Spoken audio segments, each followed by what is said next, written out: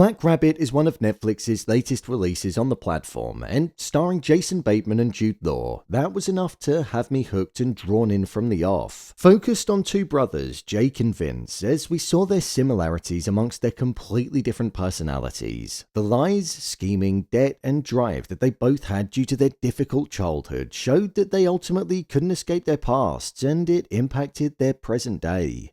With deeper themes embedded within this show and the symbolism of the rabbit holding importance, let's dive into it and break down all that there was to take away from it. Here is Black Rabbit Ending Explained. Just to let you know, this video will contain spoilers. The Ending Explained. When it came to the ending of this show, it actually went in the direction that I thought it would. It was all about connecting back to the opening scene where we saw the $1 million worth of jewelry being stolen from the restaurant and who was behind it.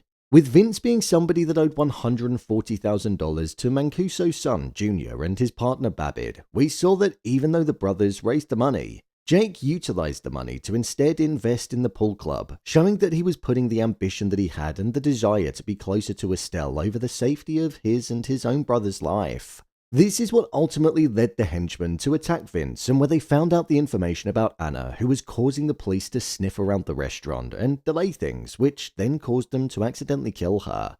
This is why Junior and Babbitt initially wanted Vince and Jake dead, because they could have blabbed to the police and told them how they were involved. However, with Jake telling them that there was going to be $1 million worth of jewelry in the restaurant in 48 hours, the perfect robbery was there for them.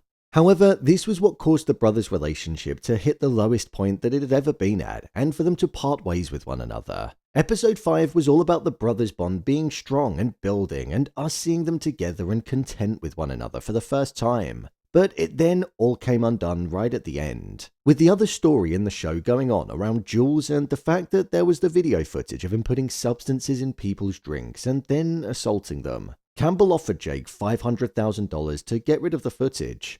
In a story where Jake and Vince were trying their best to find money, with this situation going on, it was quite literally just handed over to them, as he ultimately gave the $500,000 to Mancuso, who then called off the robbery. Junior had a bit of a complex with his father, Mancuso, because he wasn't proud of him, and he also didn't think that he was quite good enough. This was first shown to us when Mancuso said to Jake, "Unfortunately for us, we don't choose our own families." And Junior knew at that moment when he said it that it was about him. So he felt he had a point to prove to his father, and that's why he still wanted to go through with the robbery, even though it was called off and the debts were settled. With Vince having an in and Babbitt listening to Mancuso, that led Vince to participate in the robbery and to be the second person. The faffing over the fake watch that Vince lost as he was trying to get it off of Jake was done because he wanted a part of his father, as we saw that they were given to the both of them as gifts when they were younger, arguably being more important to him than the pile of jewelry that was in the bag, and I reckon he wanted it because he still felt that guilt of killing him. However, with Wes being shot and it seeming like Jake was also going to be killed by Junior, Vince killed Junior and then fled, meaning a hit was on his head from Mancuso. As the final episode unfolded, we saw that Campbell gave Jake an option: turn his brother in, or it would be him that ends up in jail because of their involvement with Mancuso. Both brothers were seen to be addicts. Vince was a gambler and Jake, well, he was an addict to success and drive, but the thing that he was addicted to most was his brother. He was the younger brother, and even though Vince was a bit of a mess up, he was the one with the vision for the restaurant, and if it wasn't for him, then none of it would have existed because Jake was initially reluctant to do it. So with Vince now on the run, Jake saved his niece and then ultimately found Vince. The final episode then concluded where it all started, at the restaurant that they both cared so much about and where it all stemmed from. Here we saw Vince recognize that he was genuinely the anchor that was weighing his brother down. He felt like he knew that he was a bad person, bad news, and that he was doomed from the beginning due to what he did to his father, as it was revealed that Vince killed his father when they were younger because he was hurting his mother. Vince ultimately became a product of his environment and struggled throughout life because he had to carry the secret of what he did to his father, comparing himself to his mother. The way that Vince was acting and speaking, in saying things like, "You live your life for the both of us," although it was being positioned as though Vince was thinking about going to jail and turning himself in, there was a deeper sense of him potentially ending things because he knew that as long as he was around, he'd always end up dragging Jake down with him because, like was said earlier, he was addicted to his brother. He said as a joke, "I owe a jump," which made me think that he wasn't going to do it because it was said with such jest. But Vince did go to the top where his friend jumped and was paralyzed, and he dropped off himself, ending things. Ultimately leaving Jake standing there, staring out into the distance. As the camera zoomed out and drew back to the wider shot of the city, life was just going on, and the dichotomy of all of it was something that really hit hard. This was just one small pocket of the city that Jake had the drive to take over, but in the grand scheme of things, it was inconsequential. What the ending of this show truly showed me was that Jake was driving to get to the top, but by the end of the show, he had none of it. He didn't have his brother, he didn't have the friends that he made along the way with the likes of Roxy, he lost Wes as he was killed, and he didn't even have the restaurant anymore. The closing scene mirrored the opening scene, but we saw that it wasn't truly his, and I think there was a sense of Jake being content with that. Jake found solace in a life that wasn't driven by thriving to be at the top anymore, but it took him losing pretty much everything to end up seeing that. We also saw that when Jake returned back to his apartment after Vince had died, Mancuso was there. He held the weapon towards him, but after realizing that Vince was dead, he lowered it and comforted Jake. I believe he did this because he saw that resemblance between himself and Jake. The debt was paid, an eye for an eye, and outside of the business side of things, Mancuso had known Jake since he was a boy, and he was proud of him to a degree, so that's why he didn't seek revenge. My review of the series.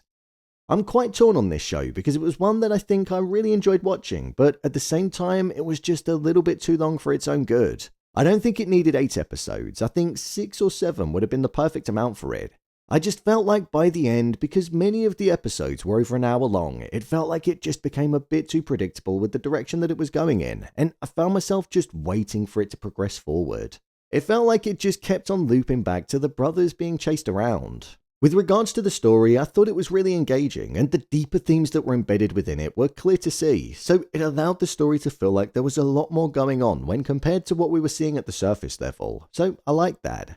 I thought the childlike brotherly bickering that was also littered throughout the show was something that really added a sense of relatability to it, and it made the bond feel like there was a genuine sincerity to it. Throughout this show, some of the camera angles and shots were really nice, and I noticed them quite a lot. There were many where we'd be seeing conversations and scenes unfolding from a distance, around a corner, through a window, and it just almost implied like the characters were up to no good and they were being watched by somebody. Whether that be Campbell, Mancuso, Jr., Wes, or even us. I also liked the way that the audio of the previous scene would sometimes carry over into the next one. It was an effect that just felt quite nice on the eye and the ears. I'd also say that on certain occasions it looked like it was shot on film, but I reckon it was just an effect, but it was one that was well chosen because it suited the grittiness of the story. Another thing that I noticed was the title sequence and the fact that there'd be these visuals that would hint towards what was happening, and I liked that. It showed a sense of creativity, and throughout the episode I'd be looking out for everything that was shown to us. In terms of the performances, I thought all of the cast did a great job, to be fair. Bateman and Jude delivered like they usually do, but the likes of Troy Kotzer, Chris Coy, and the actor for Junior were all great as well. If it comes to whether this show's worth watching or not, I'd definitely say that it is. It does feel on the longer side, but with a stylistic episode 6 which clarified a lot of information, but was also creatively engaging, and a story where we saw the weight that a brotherly bond can have, it's worth sticking on. So, there you have it, Black Rabbit ending explained.